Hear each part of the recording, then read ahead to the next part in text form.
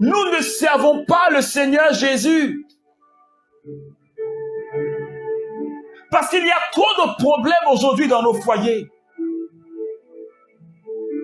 Il y a tellement de divorces, même au plan chrétien. Il y a tellement de divisions, même dans les foyers chrétiens.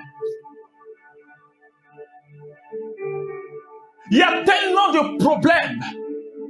Je ne crois pas que ce soit le plan de Dieu que les familles soient dans la souffrance. Je ne crois pas que ce soit le plan de Dieu que les foyers soient dans la division. Je ne crois pas que ce soit le plan de Dieu. Le plan de Dieu pour la famille, le plan de Dieu pour nos foyers et pour nos couples, c'est la joie et le bonheur. Mais quand nous laissons le péché entrer, il y a la division. Lorsque nous ouvrons les portes au diable, aux démons, il n'y a que la désolation. Et c'est ce qui est arrivé à Adam et Ève. Ils étaient en paix dans le jardin d'Éden jusqu'au jour où ils ont désobéi à la parole de Dieu. Ce couple-là était en paix. Ils avaient tout à leur disposition. Ils étaient dans la joie parce que Dieu les avait bénis. Et il leur a dit, ne laissez pas entrer le péché, parce que le jour où vous allez pécher, vous allez le regretter. Mais quand le péché est entré dans le foyer d'Adam, qu'est-ce qui est arrivé? Ils ont été coupés de la présence de Dieu. Je suis en train de dire à quelqu'un, je parle à une famille, je parle à un couple. Si nous ne servons pas Jésus, si nous laissons le péché entrer dans nos familles, si nous laissons le péché entrer dans nos maisons, ce sera la désunion. Ce sera la guerre. Ce sera les pleurs. Parce que nous avons ouvert la porte au péché. Parce que le péché, c'est la base. C'est le péché qui cause les troubles. C'est le péché qui cause la désunion. C'est le péché qui provoque tout cela. Mais si toi et moi, si moi, en tant que chef de la famille, en tant qu'époux, si toi, en tant qu'épouse, si nous avons de l'amour véritable pour le Seigneur, le véritable problème aujourd'hui, c'est que nous n'avons aucune intimité avec le Seigneur. Nous n'avons aucune relation personnelle avec Jésus.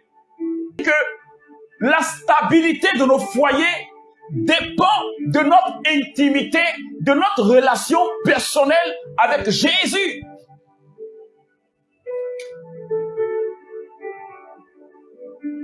La stabilité de nos familles dépend de notre relation avec Jésus. Celui qui a bâti sa maison sur le roc, même quand viennent les tempêtes, même quand viennent les vents les plus violents, cette maison, elle reste tranquille. Elle ne peut pas être ébranlée parce qu'elle est fondée sur la personne de Jésus. Alors, je suis en train de demander à quelqu'un, avec quelle fondation est-ce que tu as bâti ta famille et ton foyer? La relation dans laquelle tu es, sur quoi est-ce que tu as bâti cette relation? Est-ce que c'est sur la personne de Jésus? Est-ce que c'est réellement sur Jésus? Est-ce que c'est réellement sur Jésus? Parce que ce que je sais, je ne suis pas en train de dire que lorsqu'on a bâti sa vie sur Jésus, on n'a pas d'épreuves. Les épreuves viennent, les vents viennent, les tempêtes viennent. Mais la Bible dit, celui qui a bâti sa vie sur le roc, mais quand viennent les tempêtes les plus violentes, les tempêtes vont venir, mais elles ne pourront pas ébranler ta maison. Elles ne pourront pas ébranler ta famille. Parce que la fondation est solide, basée, posée sur le Christ. Est-ce que quelqu'un me suit ce soir? Ton foyer est fondé sur quoi? Sur qui? Jésus a dit au peuple, choisissez quel Dieu vous voulez servir. Voulez-vous servir le Dieu de vos pères qui était au-delà du fleuve, ou le Dieu des Amorites? Choisissez quel Dieu vous voulez servir.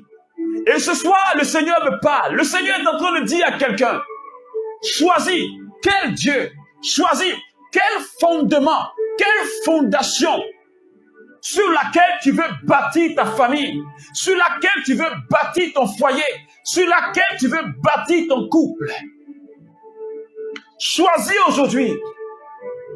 Parce que si ta relation, si ta famille, si ta maison n'est pas assise sur Jésus, s'il y a un vent, elle va s'écrouler. Parce que si le Seigneur a permis ce soir que tu sois là avec moi pour la prière, peut-être que pendant que nous sommes en train de prêcher cette parole, tu es en train de prier non seulement pour toi-même, mais pour quelqu'un que tu connais qui est dans une situation difficile, dans sa famille ou dans son foyer. Je suis en train de te dire, s'il te plaît, choisis, toi et ta famille, choisis d'adorer Jésus, le véritable Dieu. Et nos familles seront stables, et nos foyers seront stables, et nos maisons seront stables.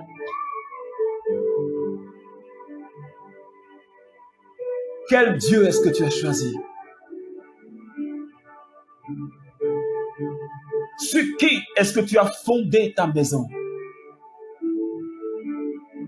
Moi et ma famille, nous servirons Yahvé, le véritable Dieu. Moi et ma famille, nous servirons Jésus, le véritable Dieu. Je ne servirai pas les dieux de mes pères. Je ne vais pas adorer le Dieu de mes pères. Je ne vais pas adorer le Dieu de ce monde. Je ne vais pas adorer le Dieu argent. Je ne vais pas adorer le Dieu luxure. Je ne vais pas adorer le Dieu de ce monde. Je ne vais pas adorer le Dieu orgueil. Je ne vais pas adorer le Dieu mensonge. Je ne vais pas adorer le Dieu débauche. Je ne vais pas adorer le Dieu argent. Je n'adorerai pas et jamais ce Dieu. Est-ce que tu peux le dire? Mais le seul véritable Dieu que je dois adorer, que ma famille doit adorer, c'est Jésus-Christ de Nazareth, le véritable, celui qui appelle à l'existence ce qui n'existe pas. Et c'est lui qui donne la vie aux morts. Il a dit dans le psaume 133, il dit, il est juste, il est bon pour des frères d'être ensemble. Il est juste, il est bon pour des frères d'être ensemble. Et il ajoute, c'est comme l'huile qui descend de la barbe d'Aaron jusque sur la frange de son vêtement. C'est là que Yahvé répand la bénédiction.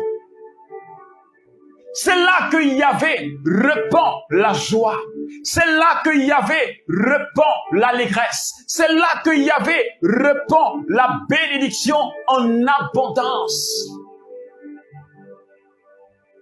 Le plan de Dieu pour nos familles, le projet de Dieu pour nos familles, ce sont des projets de puissance.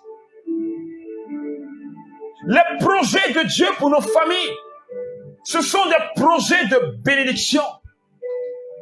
Si nos familles sont liées à Jésus, si nos familles sont consacrées à Jésus, si nos foyers sont consacrés à Jésus, nous allons faire des exploits.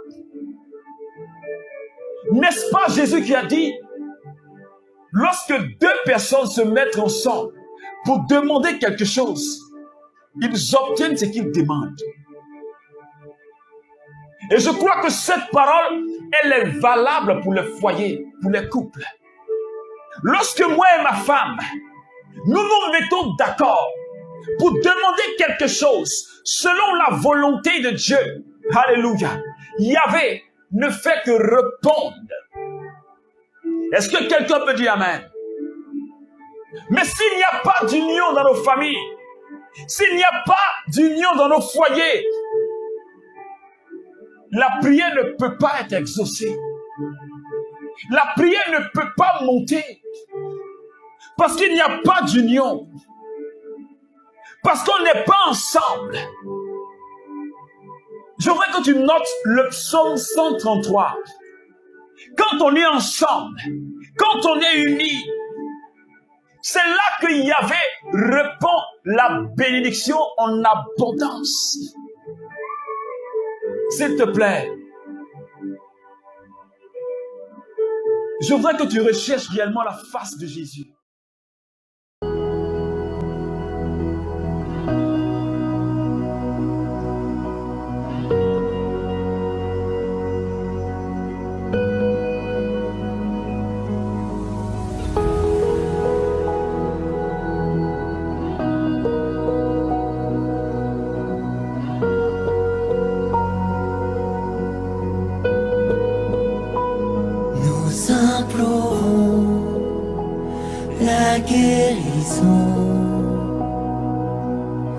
Sur nos familles, sur nos enfants, dans chaque vie, chaque maison.